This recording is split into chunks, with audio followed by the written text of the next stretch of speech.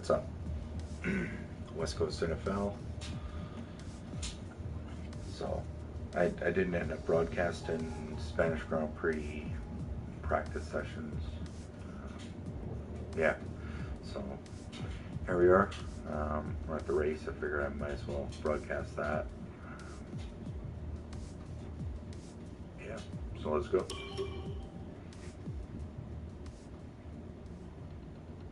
Hey, thanks for watching.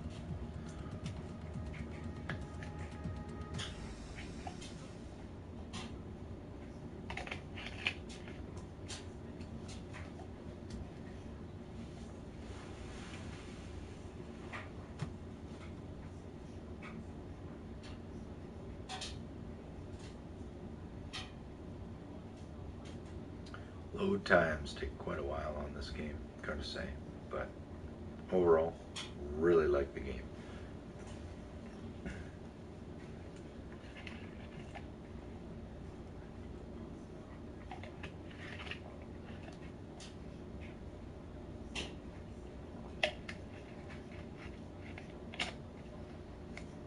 I had Powerade last time. I had Gatorade, so what do you do?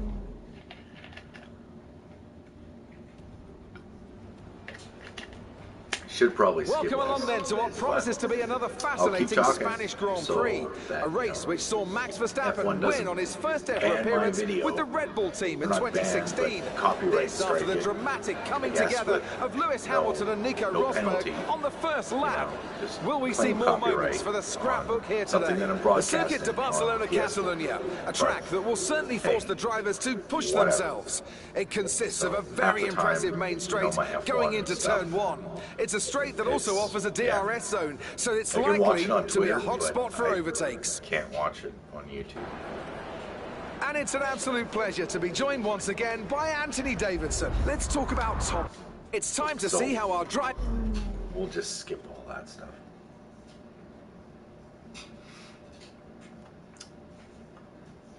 So, when it loads again, I'll bring up assists and wheel settings. I had the Thrustmaster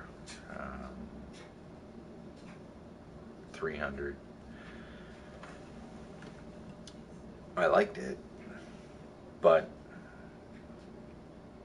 I don't know. I just the center kind of lost its center. Check. Can you hear me? Just okay, like we had a fantastic result at the last race. Let's try it again here. Because it is on bands, but I really wanted the 2011 Ferrari F1 wheel, but nowhere has it. It's, I guess, sold out. You can never get it again. But because that was the wheel I wanted for it. So if I did have that Ferrari actual wheel attachment, then yeah, I'd be using my Thrustmaster T300 RS. But otherwise, it's the Logitech G29, which I'm actually using my G27 pedals in here because I do have them reverse mounted.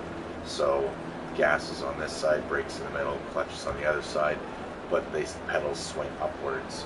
So like I'm sitting in here, it's more like a car where they'll swing upward, you know, towards the floor, you know. Race cars' pedals are mounted from the top, regardless of how they pivot, all the other shit. That's the only difference is there's no pivot on these pedals. It's a fixed pedal. So, but still, more realistic with them reverse mounted. All it is flipping it upside down. I mean, yeah, you got to take the cover off, unscrew the clutch and accelerator, and literally just unbind the wires there and swap them over, screw the stuff down, and there you go. It does have a 6-bolt hole mounting. I think it's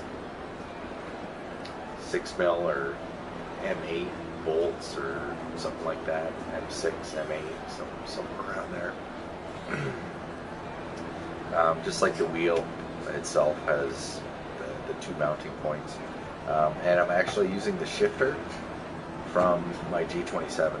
It's exactly the same hookup. So anybody out there that has a G27 or even a G25 and you have the shifter attachment, it will work for your G29, just like your pedals. So if your pedals still work and you just wanted the newer wheel, then you know what, leave those new pedals still in the box and, you know, use your G27 stuff. Yeah, but besides that, so the shifter does work. So it's the 6, the H pattern 6 with push down reverse. I know the new one went to a 7-speed shifter, but whatever. I never drove any 7-speed cars with freaking stick shift anyways. So everything like that's got paddle shifters. So, you know, whatever, right? I guess that's the only downside. But yeah, I mean, save yourself the, what is it, 60 or 80 bucks, whatever it is, you know, save that, or 100 bucks or whatever. Use your shifter. The buttons don't work for anything, and the D-pad doesn't work for anything, but you don't need that shit because you got all those extra buttons actually on the wheel. Because if you remember the G27 and G25 I think only had 2 buttons on the wheel, right? And the G27 had 3 buttons on each side, which is pretty minimal, you know, besides the 2 paddle shifters. So I mean, you were talking 6 buttons, right? No D-pad, no nothing, right? Your D-pad was on your shifter, right? As you remember, you know, it had the 4 PlayStation buttons, you know, the triangle, circle, cross, X, and square, D-pad, and 4 other buttons along with the shifter. So it kind of made up for, you know, your L2, R2, you know, or whatever, you know, R1, R2, L2, L1, you know, those buttons. Regardless, enough of this shit. I need to get on with getting on here. So I'm going to edit the strategy. I don't like how they say pit at lap 5 or whatever, you know. Regardless, I mean, I don't wear my tires, I guess, as much as what the game is predicting, even though I, you know, did the practice thing. And of course, like always, you know, it's basically 1 lap they end up having to do, you know. And yeah, again, I try and set my car up for basically full fuel or like 100% race. So even in my practice, I'll, you know, if it's an 18 lap race, if I'm only doing 25%, you know, I'll still at least put in, you know, 12 to 15, you know, kilograms of fuel, so that it's, or enough for that many laps, you know, 12 to 15 laps. So it's a lot closer, you know, especially while doing the programs and stuff. I need to still keep the speed up, you know, get an idea for speed. But I do try and run a bit of a heavier fuel load during the practice.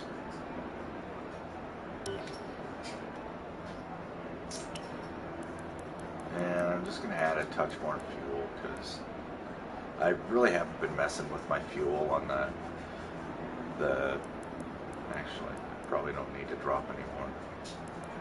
You know what? Let's leave it at 17.6 because, you know, I'm not even going to use that much. I'm going to probably end up with at least a lap worth of fuel.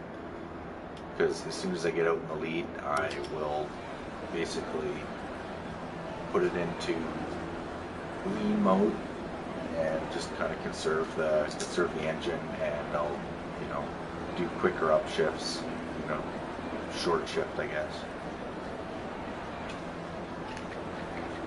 Just to give longevity to, you know,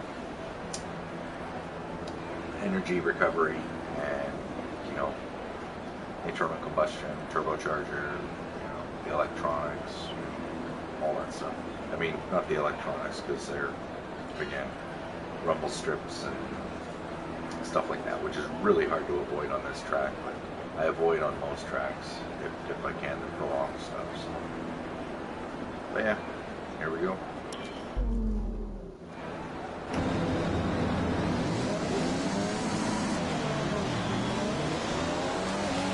Right, let's get the car up to temperature on this lap. We're learning the gears, so go through them all if you can.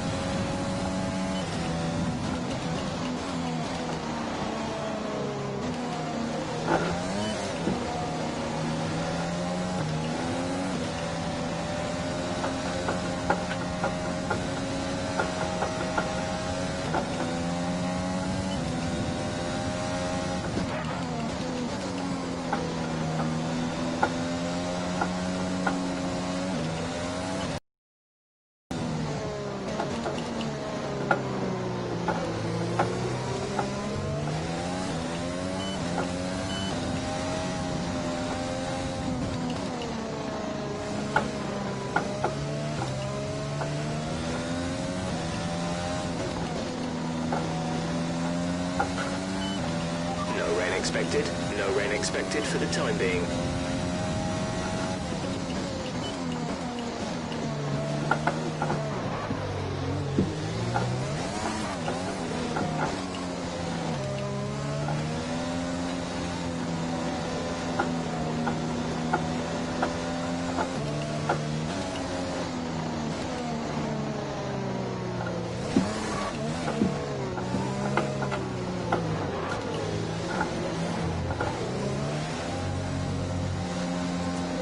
We got pretty close there.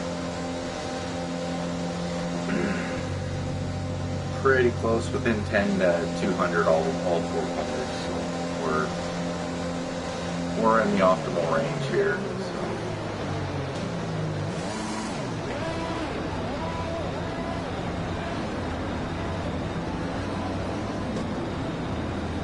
The rest of the grid is forming up. Be patient and watch for the lights.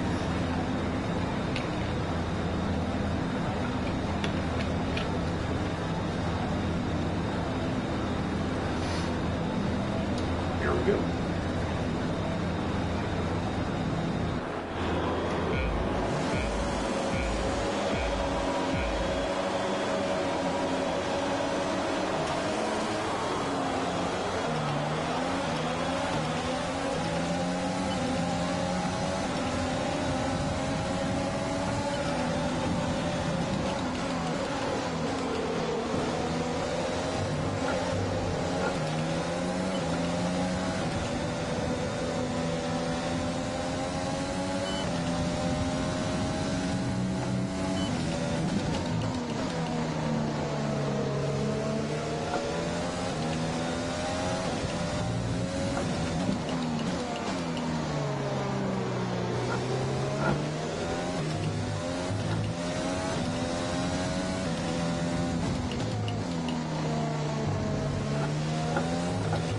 Great first lap. Keep it up.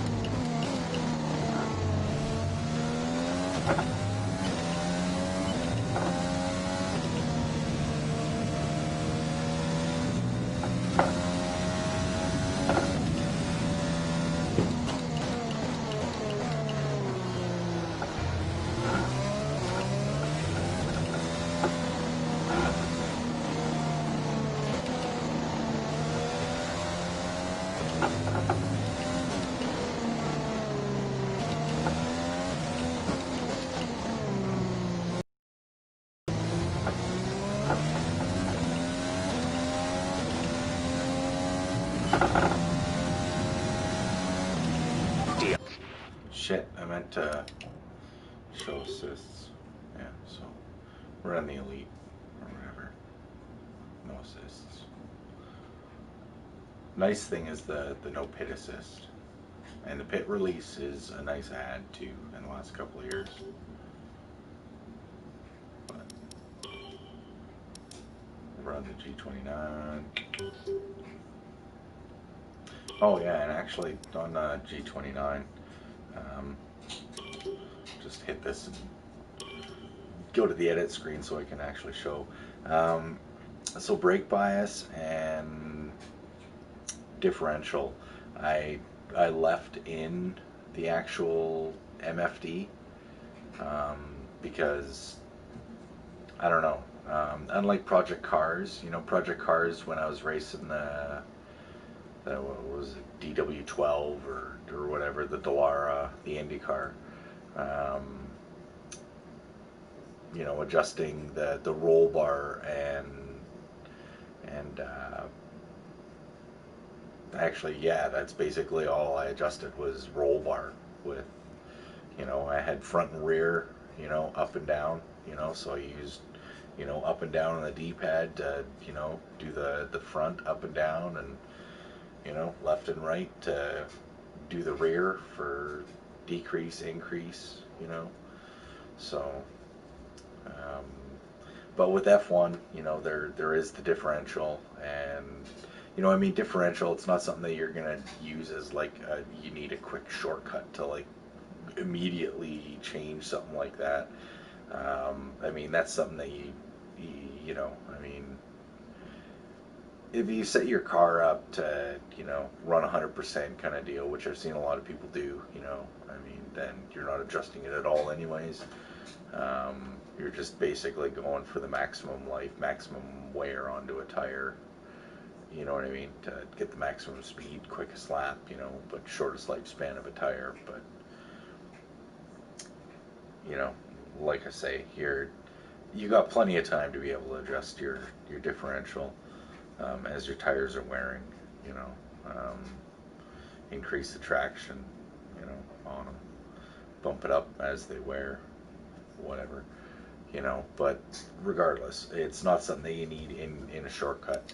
So I have, my MGH for its recovery, I think, and my fuel mix and the dedicated up and down buttons.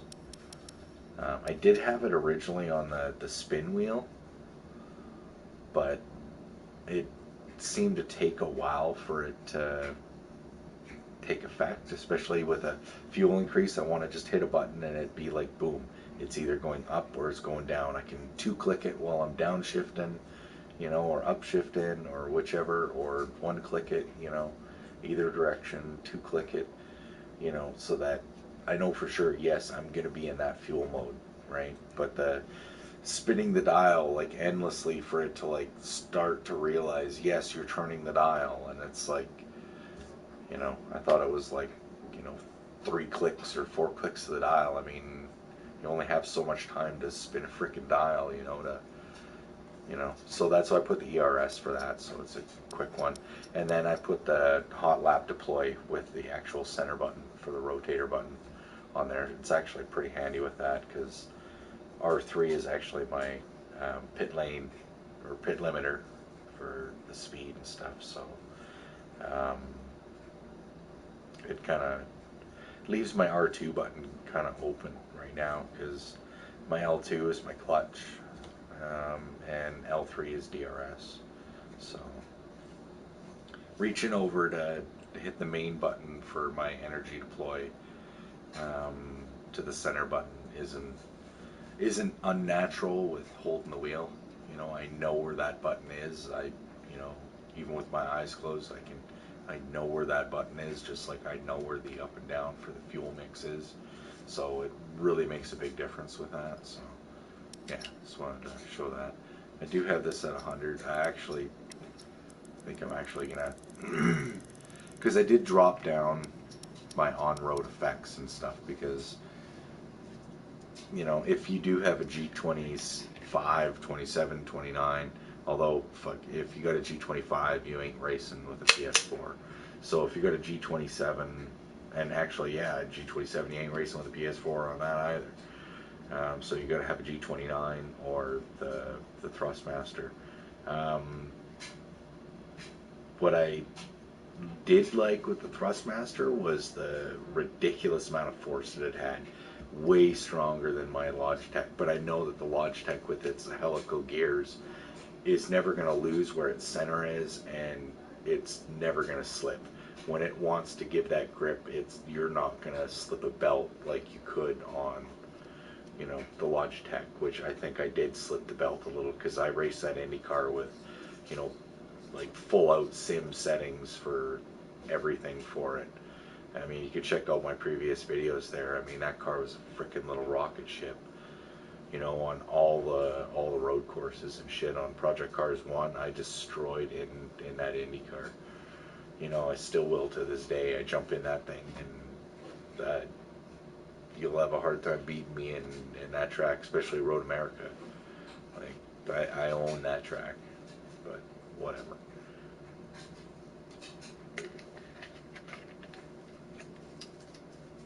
And the max for the wheel, I was kind of disappointed.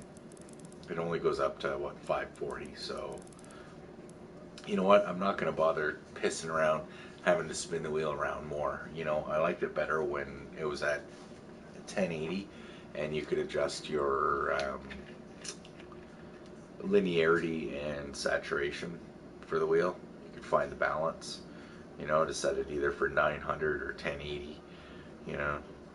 F1 2012 was like the big one. I got a video for that too, with the post patch or whatever setup help get people using their wheels again, because all of a sudden they put a patch in, and even for me, I mean, I played you know, all the F1s from 2010 on, and yeah, it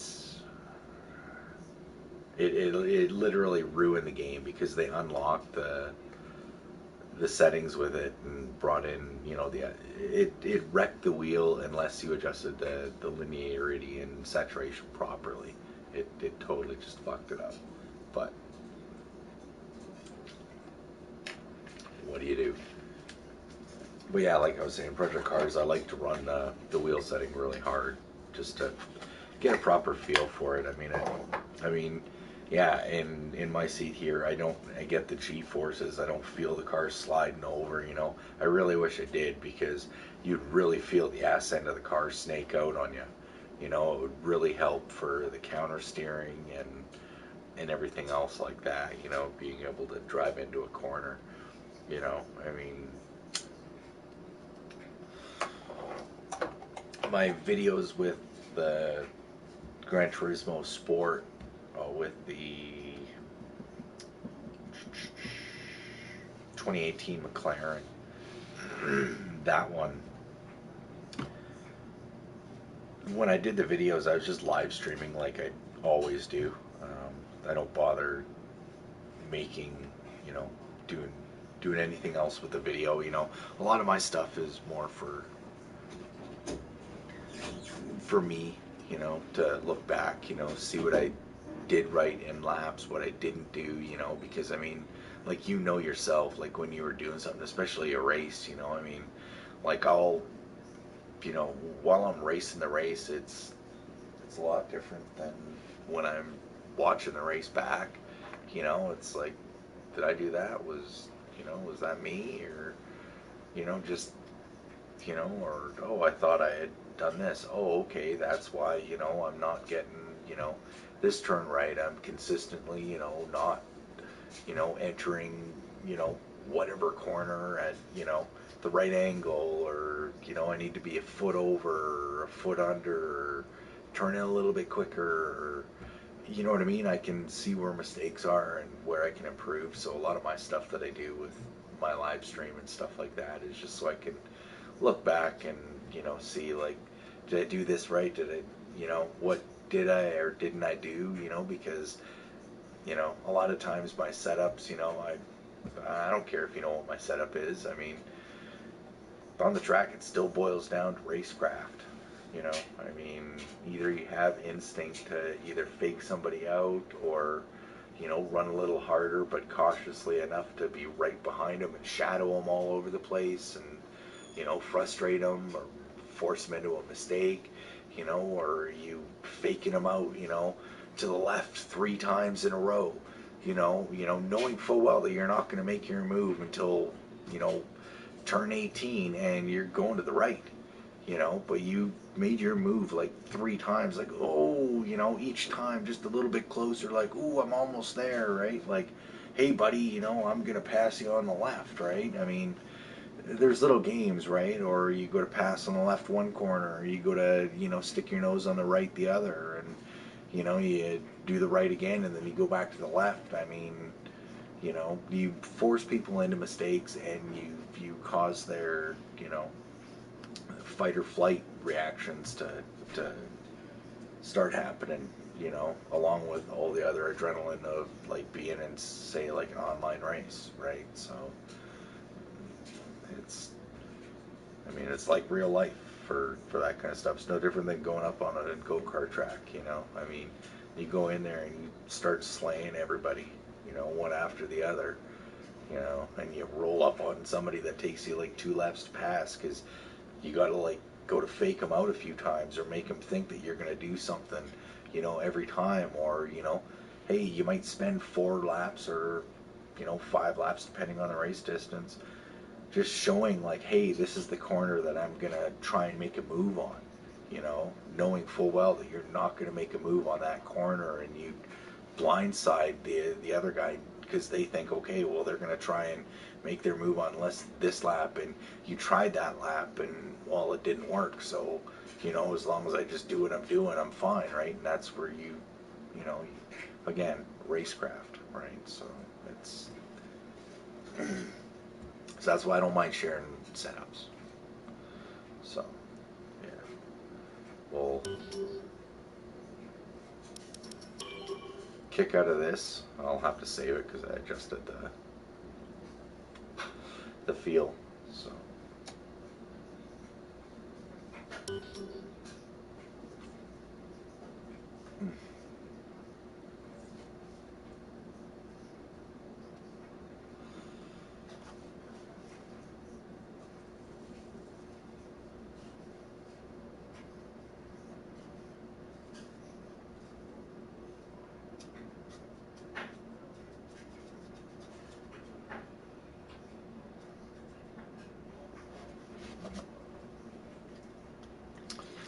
All right. Enough of this.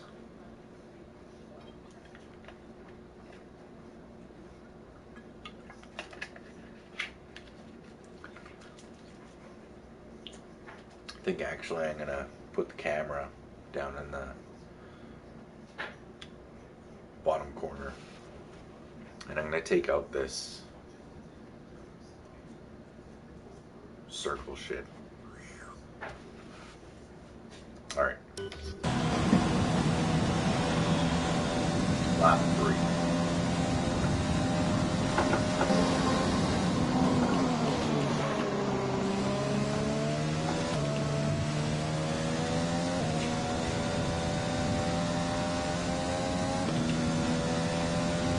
Let's use overtake and burn some of this energy.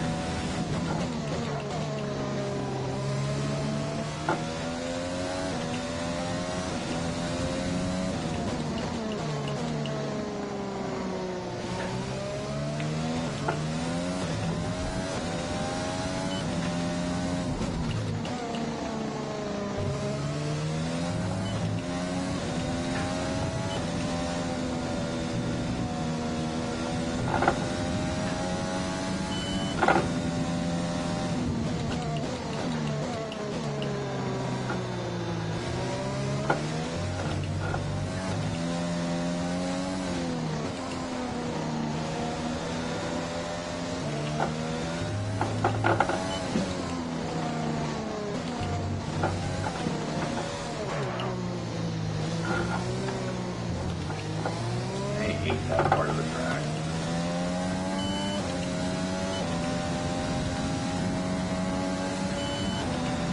Good job. That was the fastest lap of the race so far.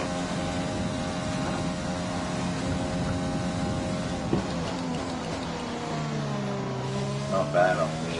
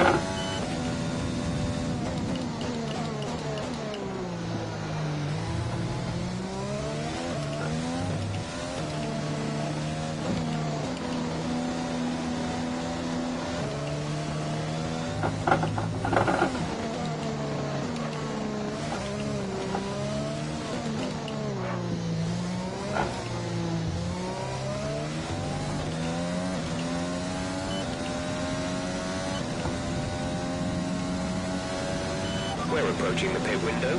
You'll be on the mediums.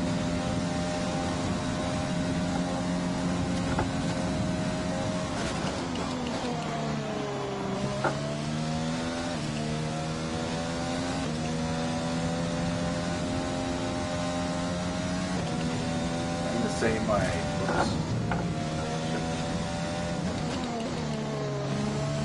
tire wear is somewhere around 38%, maybe 42. Okay, way off, way under. But Be this is careful, what I'm saying. we think you're going to start using some tire grip 7 right now. laps on my soft tires for my pit strategy, even though, you know, yeah, just whatever.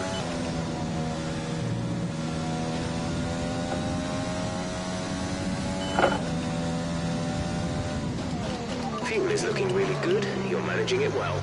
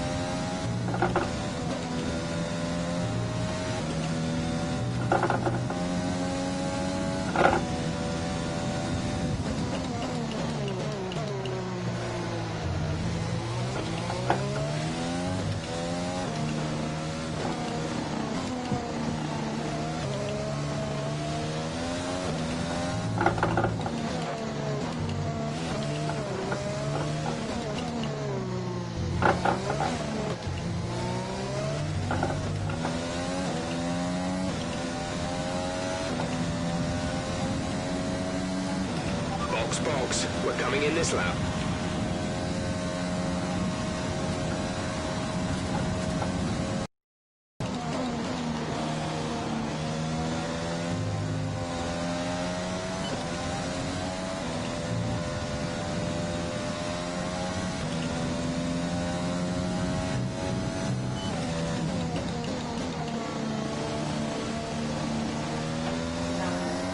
Yeah. No. Yeah.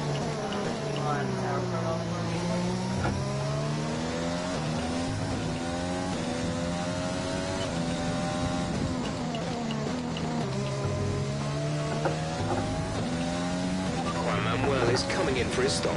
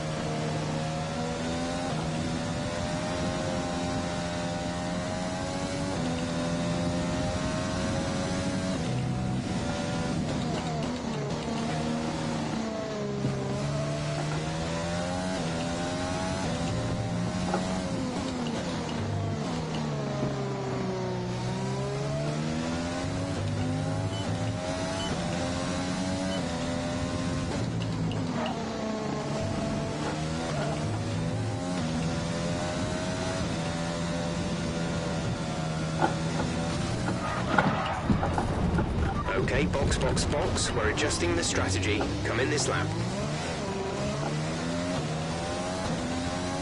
Whoops.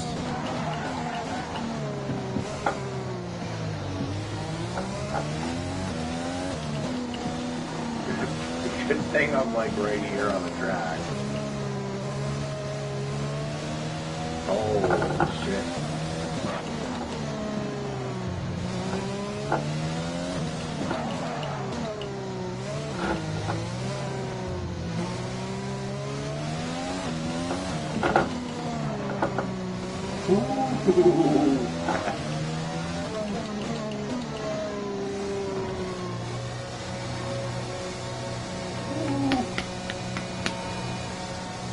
Wow.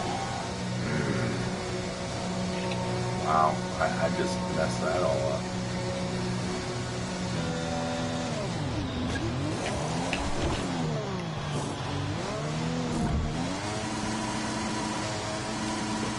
Go. Up to speed now. Let's get some heat into those tires.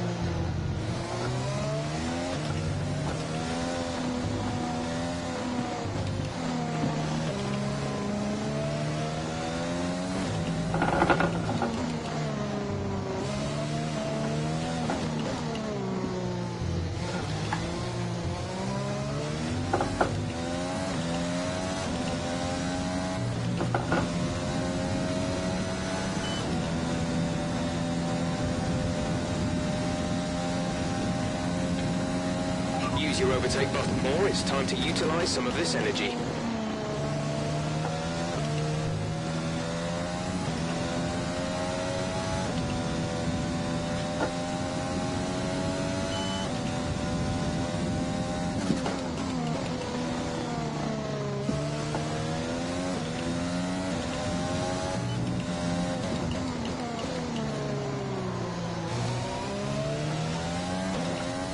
Our gap behind is 12.1 seconds.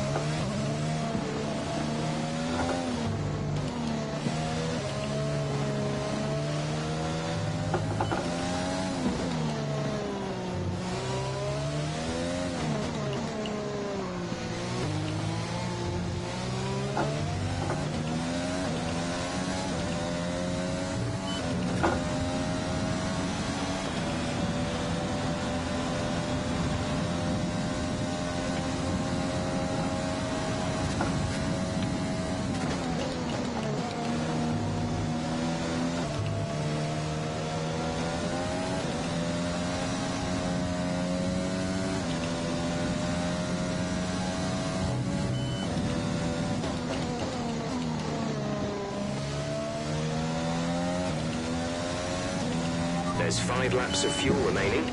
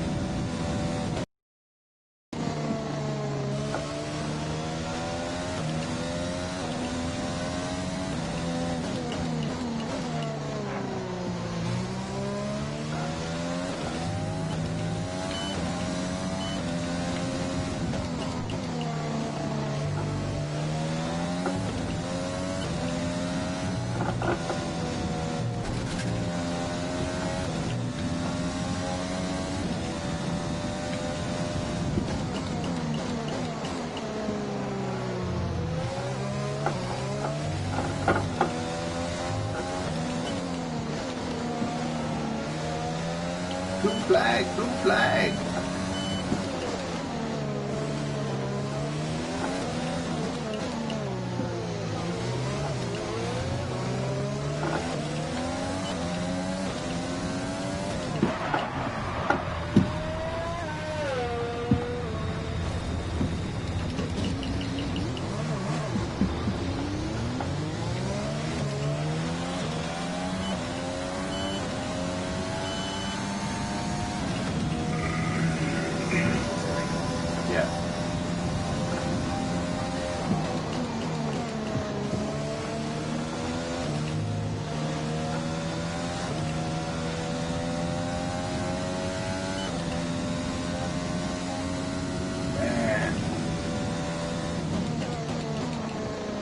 Trying to set the fastest lap there.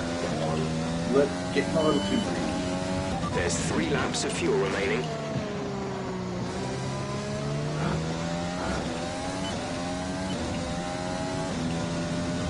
Caution, caution.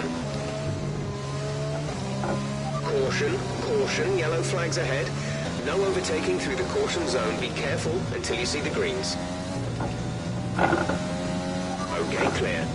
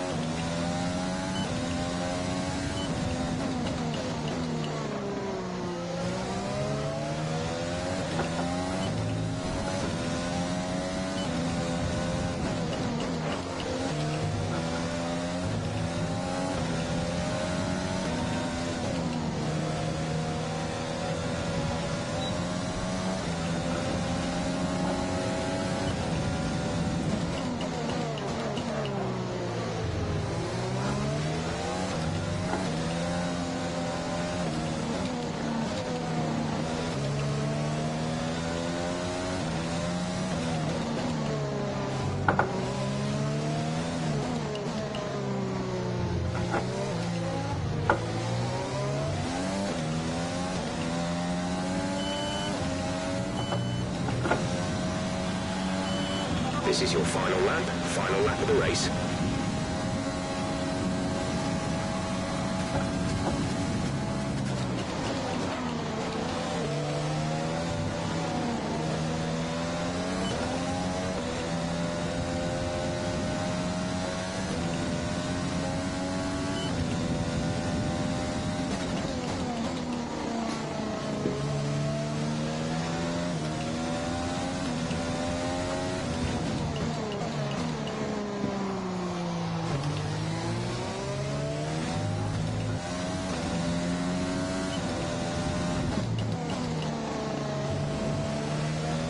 There's only 1 lap of fuel remaining.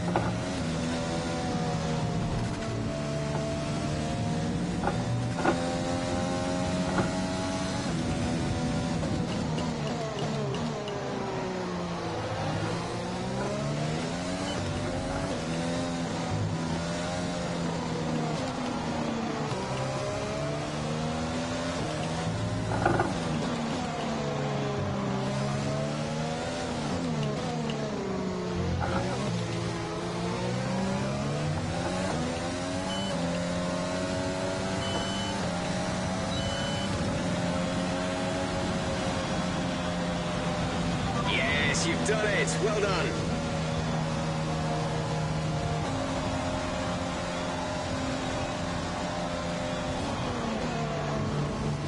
Yeah, I'll wait to see the day where Lance Stroll was actually the driver. There's a few disappointed faces up and down the pit wall after that one, but not here.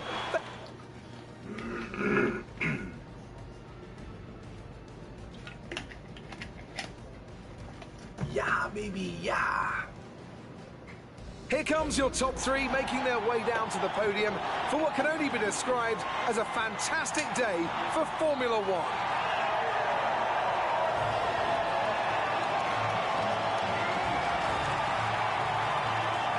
That's the Archer Racing Tech logo there. We specialize in energy storage.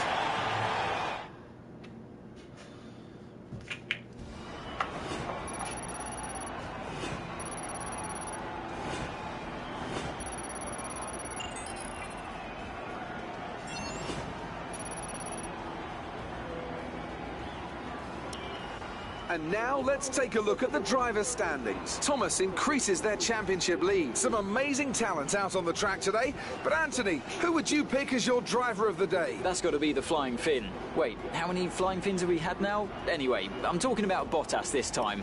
Just great raw speed and a good... Let's watch some highlights. Definitely had a bad start.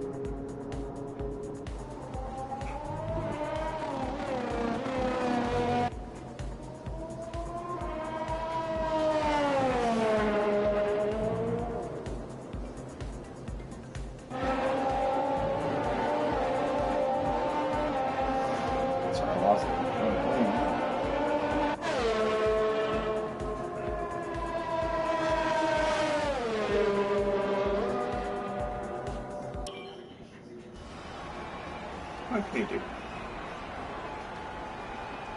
Hey, thanks for watching. See, I'll always remember from doing this video, don't get too greedy coming out of the last corner. So that was an exciting race from our perspective. Let's have yours. How are you feeling after that win?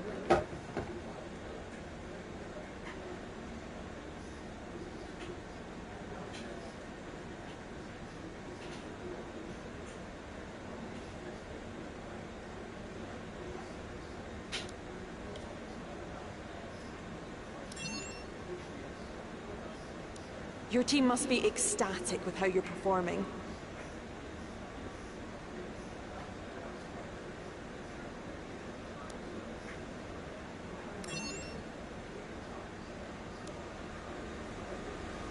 appreciate your time. Peace out.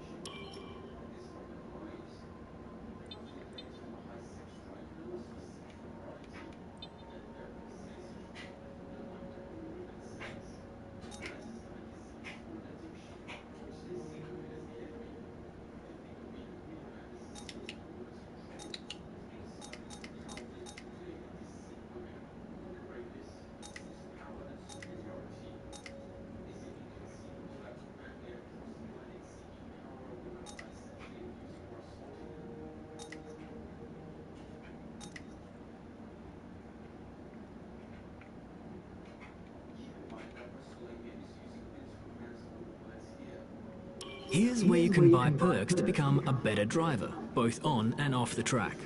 Your second driver will buy theirs with the fee they negotiate over their base salary, but you can buy your own with the team's cash. One of the benefits of being the boss.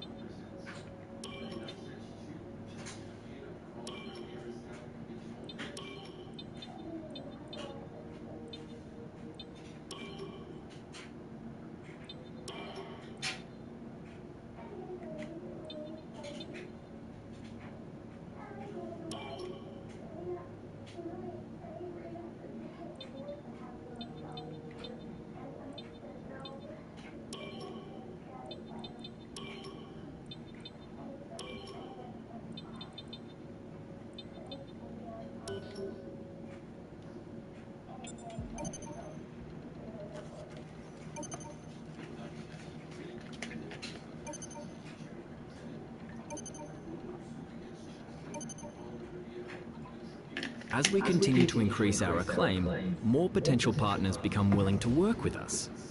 We can now approach an additional sponsor from the corporate tab.